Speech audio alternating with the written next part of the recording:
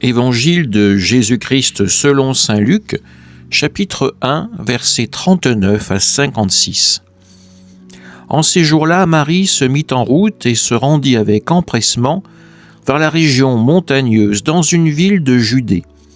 Elle entra dans la maison de Zacharie et salua Élisabeth. Or, quand Élisabeth entendit la salutation de Marie, l'enfant tressaillit en elle.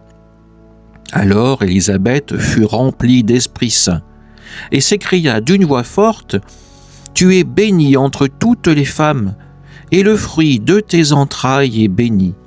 D'où m'est-il donné que la mère de mon Seigneur vienne jusqu'à moi ?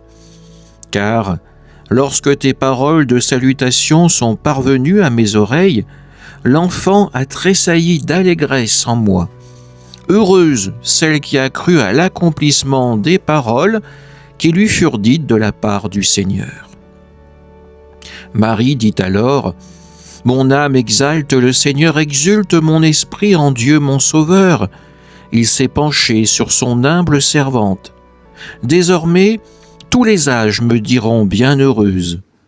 Le Puissant fit pour moi des merveilles, saint est son nom.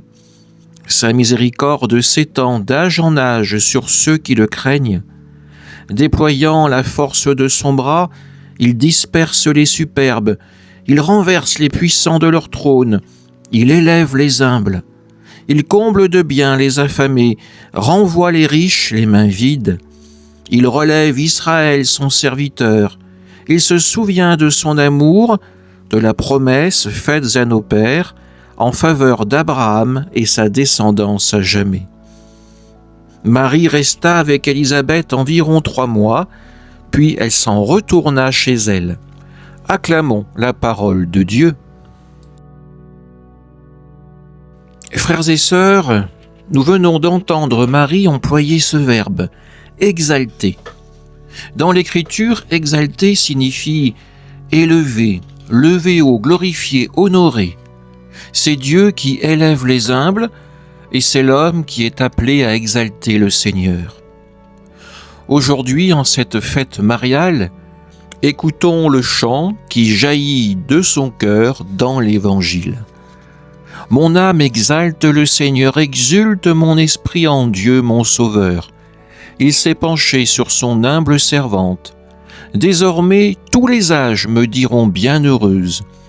Le Puissant fit pour moi des merveilles, il renverse les puissants de leur trône, il élève les humbles. Marie exalte Dieu, et Dieu l'exalte.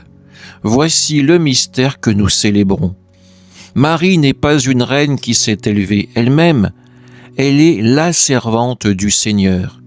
Elle n'a pas recherché la gloire, elle a accueilli la parole, la volonté de Dieu.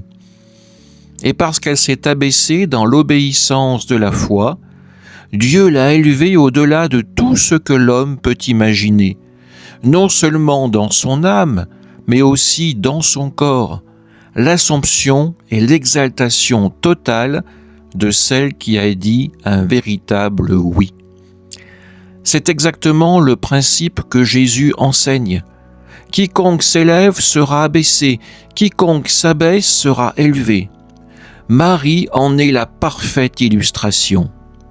Elle est le premier fruit de la victoire du Christ sur la mort, comme nous le rappelle saint Paul.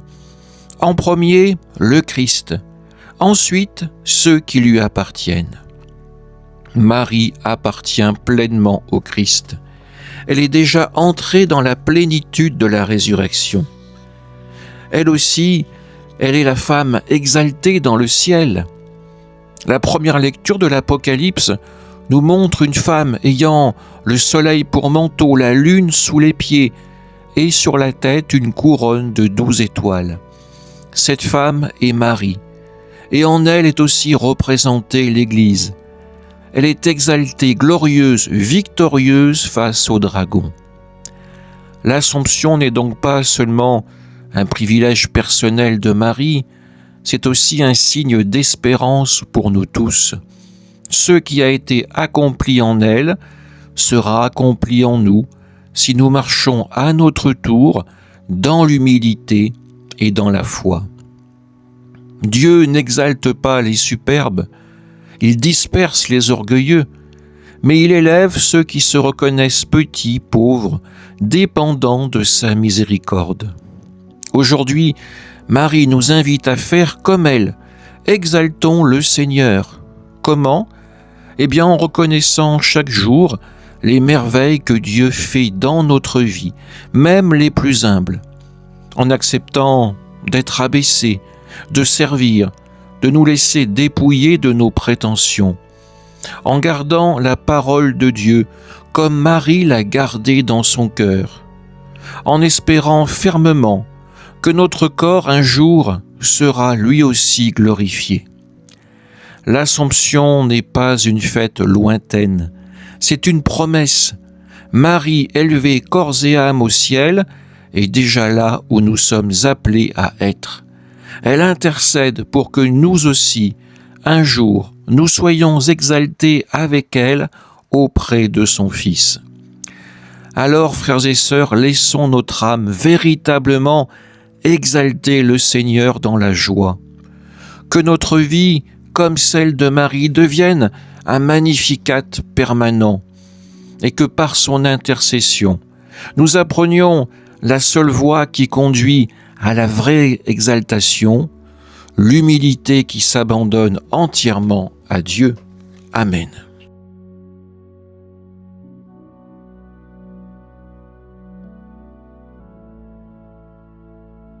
Nous te rendons grâce, Dieu notre Père, pour la foi chrétienne, présente dans le diocèse de Lyon depuis si longtemps, et pour le témoignage de sainteté laissé par tant d'hommes et de femmes. Aujourd'hui, la moisson est abondante. Dans la diversité de nos vocations, nous voulons proclamer le nom de Jésus et transmettre la foi à ceux qui ne le connaissent pas. Fais de nous des disciples missionnaires au service de ce monde que tu aimes et que tu veux sauver. Nous te rendons grâce pour les familles dans lesquelles la foi est vécue et transmise, pour les diacres, signe du Christ serviteur, et pour tous les baptisés qui s'efforcent de vivre leur vocation à la sainteté. Nous croyons qu'aujourd'hui encore tu appelles des jeunes à tout quitter pour devenir prêtres, religieux ou consacrés. Donne-leur la grâce de répondre avec générosité à ton appel. Répands en abondance l'Esprit Saint sur ton Église, Seigneur, et donne-lui les vocations dont elle a besoin. Nous t'en supplions par l'intercession de la Vierge Marie, de saint Irénée, de la bienheureuse Pauline Géricault et de tous les saints. Amen.